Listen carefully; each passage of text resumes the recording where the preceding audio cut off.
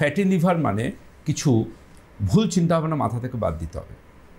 Fatty liver মানে অনেকে ধরে নেন আমার আলট্রাসোনোগ্রাফি রিপোর্টে ফ্যাটি লিভার ধরা পড়ল মানে আজ থেকে আমার ফ্যাট বন্ধ।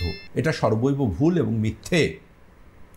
ইয়েস, ফ্যাটি লিভার ধরা পড়ল মানে আপনার আজ থেকে ফ্যাট খাওয়া নিষেধ, এটা একদমই ঠিক নয়।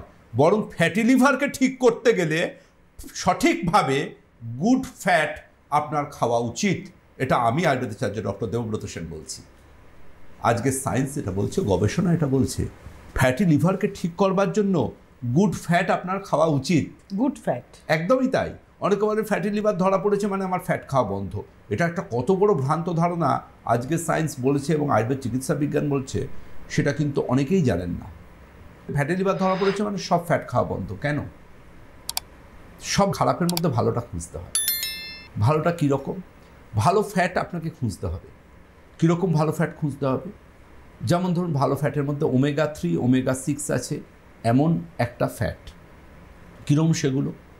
আপনি একটা ভাতের থালার এক্সাম্পল দেবেন, দেখবেন আগেকার দিনে বা আমাদের ছোটোবেলায় দেখেছিলাম, একসময় উঠেছিল ওই খোপোলাওয়ালা থালা, একটাতে ভাত, একটাতে ডাল, একটাতে তরকারি, একটাতে এটা, একটাতে ওটা থাকে। ফ্যাটি লিভারের ডায়েট সম্বন্ধে আমি এক লাইনে বলবো, এই থালাটার এক্সাম্পল দিয়ে।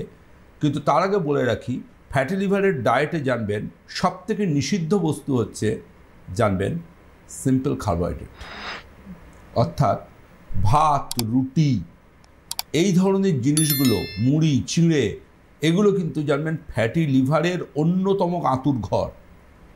এর সাথে জানবেন সুগার কন্টেনিং ফাস্ট ফুড, যেগুলো প্রচুর chips, french fry, burger, noodles, chow, এই ধরনের যে জিনিসগুলো আছে, এগুলো হচ্ছে ফ্যাটি লিভারের পেশেন্টের কাছে খুব খুব খুব খারাপ একটা জিনিস। এগুলোকে প্রথম জীবন থেকে বাদ দিতে হবে। অনেকে আমার ক্লিনিকে এসে বলেন না, ভাত খাবো না তো কী খাবো? আমি অবাক হয়ে যাই যে আপনি ভাত খেয়ে অসুস্থ হয়ে আইসিইউ যাবেন, তবু আপনি ভাত বন্ধ করতে পারবেন না। রুটি খেয়ে অসুস্থ হয়ে আইসিইউ যাবেন, তবু আপনি রুটি বন্ধ করতে পারবেন না। এতে কত পরিমাণে ইনসুলিন স্পাইক হয় জানেন? ভাত বা রুটির মধ্যে কোন ভিটামিন আছে আপনার? ওটা বাদ দিলে আপনি বরং অনেক অসুখ থেকে বেরিয়ে আসতে পারবেন।